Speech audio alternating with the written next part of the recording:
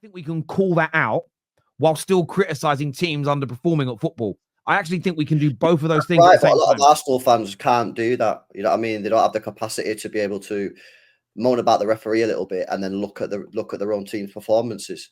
You know what I mean? Why would referees target Arsenal Football Club? Why?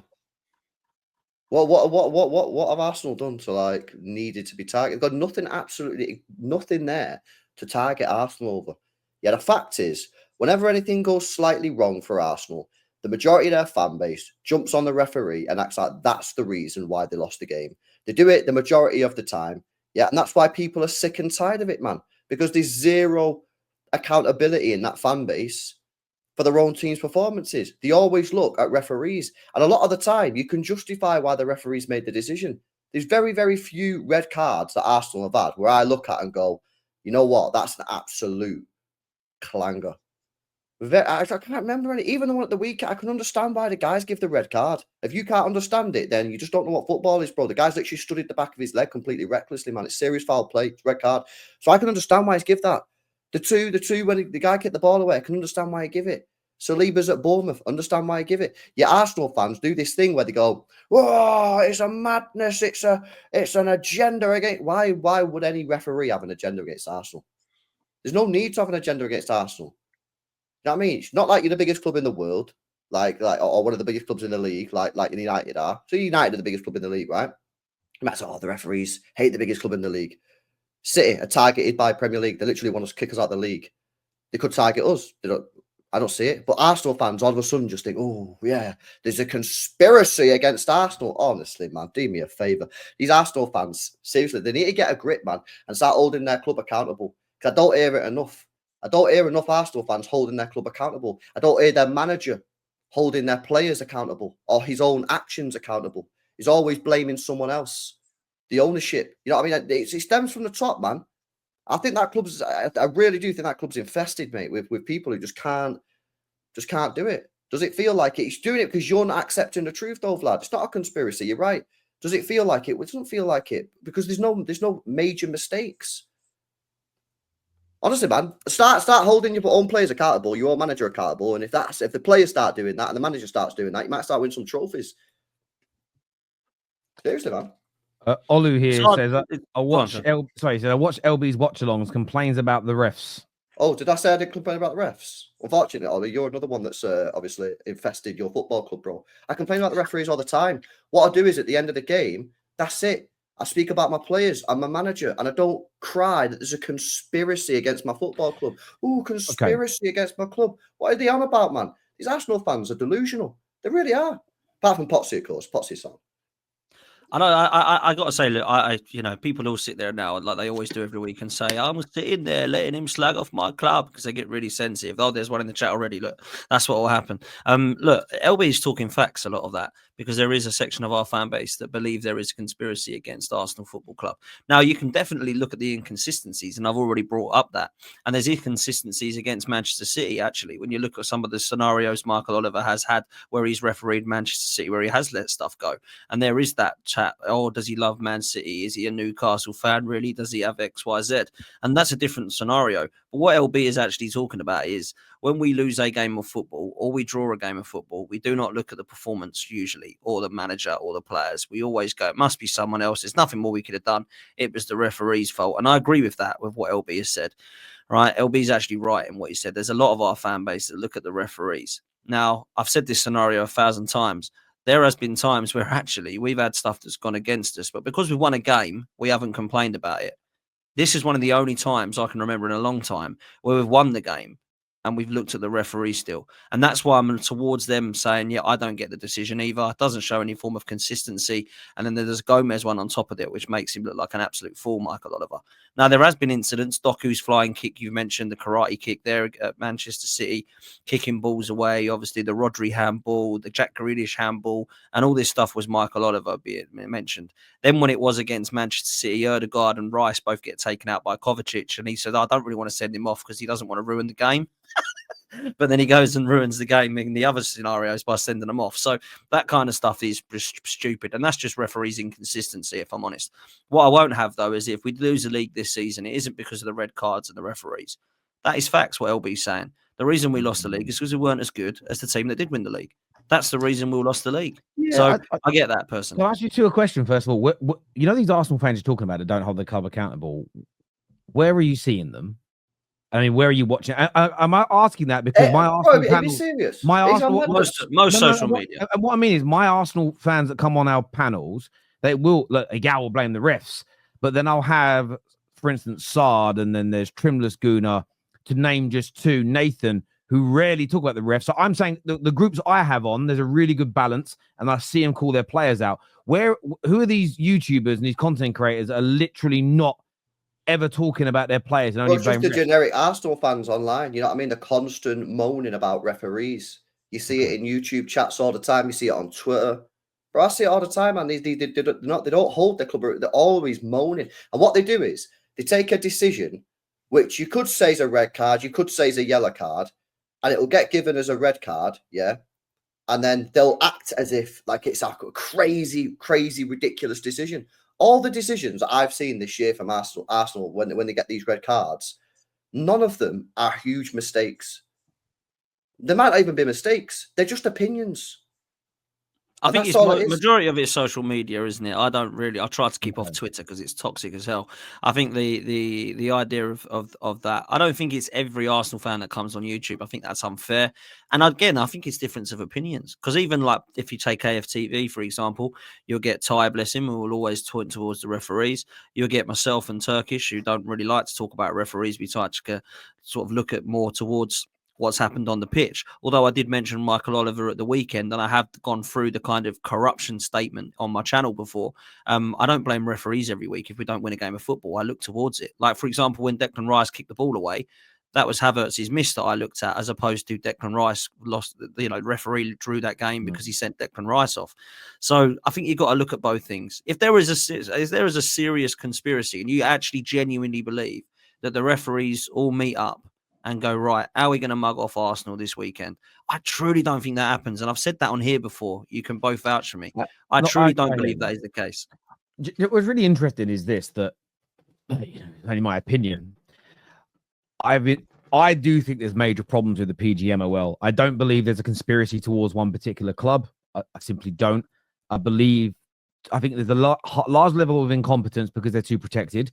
And I do believe that referees will hold, maybe you could call it a short-term bias. And why do I believe that? Because loads of current and ex-referees have admitted they had it. So I'm only going by what they've said. So I think it's possible that if the Man City crowd are really ripping into a referee one game, that in that moment, you might see something that's 50-50 and go, I'm going with the opponents because they're giving me crap today. He's a human being. I get they would do that. Where it becomes really, really badly highlighted and they become under scrutiny is when with social media, because we can go, hang on a minute, why is that 50-50 not gone City's way?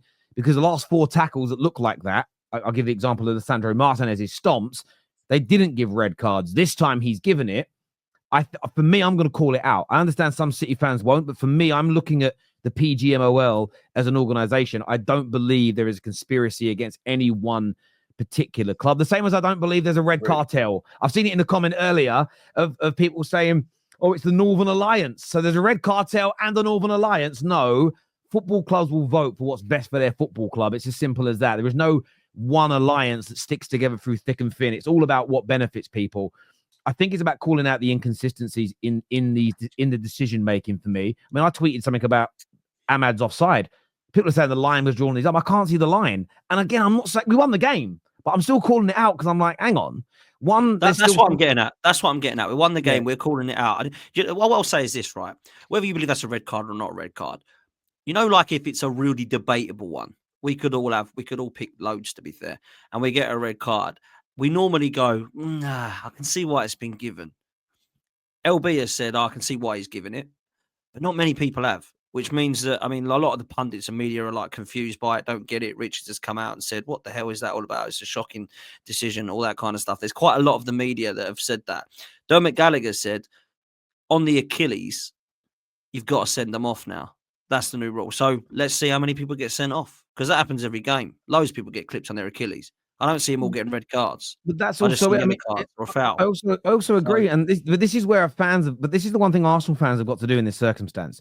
Even if you believe it's a conspiracy against Arsenal, stop saying that, because there's tribalism and people will push back against you. Call it out with the same emotion when you benefit from it. Call it out if Spurs get robbed this weekend.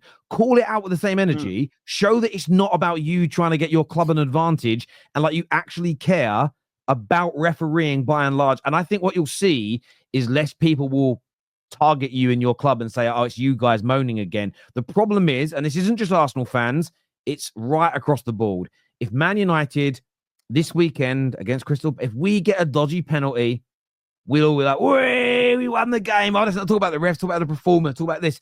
We pick and choose when we care about referee. And that element I do agree with. There is a percentage that do that. For me, I have an agenda, and that is to push for refereeing to become, I feel with VAR, we should be getting closer and closer and closer to the subjective decisions becoming more objective, because they can quickly pull up cases and points where the last 4 times someone's raked someone down the back of the leg with their studs, we've given yellow cards. There has to be a massively big difference why this one's suddenly a red card. And if you haven't got that big difference, then we give a yellow. And that way you can create consistency. And that's what I want to see as a football fan, because that's the whole point. In tennis now, they're more consistent with their decision-making because Hawkeye works. Cricket, they're more consistent with LBWs because of the technology. That's the bit I'm annoyed about, is that we have the tech, but I don't feel like we've become more consistent in decision-making. And I know people will be subjectivity, Terry, but subjectivity with enough data becomes a lot closer to objectivity. And we need I completely disagree on that, though, Terry. Completely disagree. How? Because in tennis, the ball's either in or it's out. Right. In cricket, it's either an LBW or it's not an LBW. Okay. In football, you've got to decide. It's a grey area. Yeah. It's an opinion-based sport. You know what I mean? And that's why I've always been against VAR. When it was coming in beforehand, I said this won't work. I think it's going to make the referees worse. I think it has made the referees worse. That the referees lack decision-making.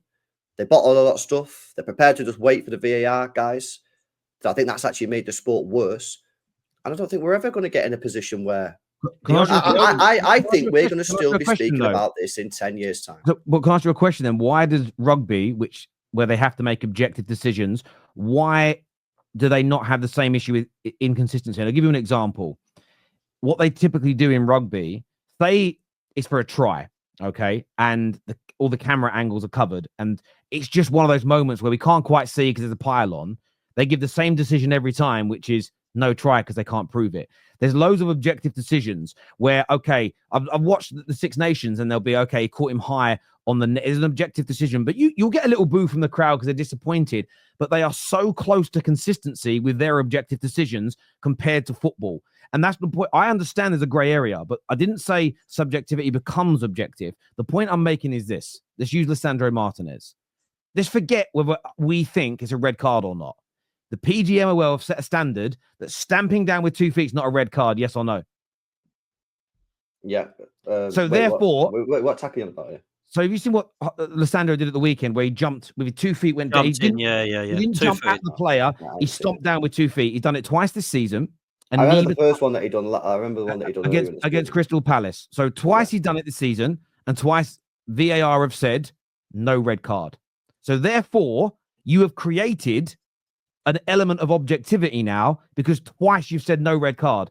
So if this weekend Haaland does the same thing where he just stamps down to try and win the ball, and it's the same outcome, doesn't make contact with the player, they can't send Haaland off. You have now made it subjective. No, that's not true. That's not true. Have the referees come out and said that was the wrong decision? They've said not giving the red is the right decision. Well, if that's correct, then if they've come out and said that they've... So that means, if Haaland got sent off, you'd expect the VAR to... And that's my whole point, LB. I understand there's grey areas and people have got to make decisions. But once you've seen a decision like that as an example be given, you are setting a precedent. And again, if Haaland does it different, where he lunges through the air at a 45-degree angle, stomps down and breaks someone's leg, it's not the same thing.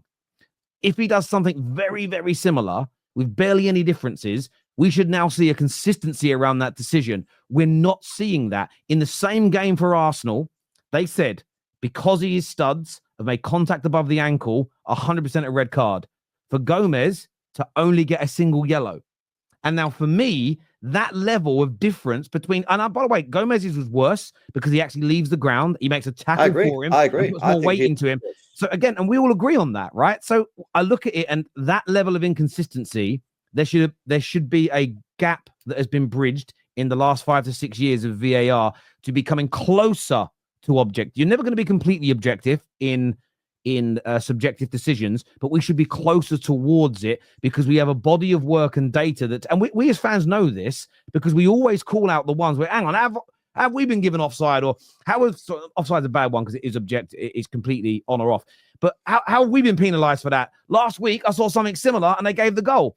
We see too much of that. That should have been gone by now. It should be reduced a lot more than it is. And I think that's my focus, as opposed to it being a conspiracy against Arsenal or United or City. For me, it's how do we get closer to objectivity like they have in rugby and the other sports that use tech?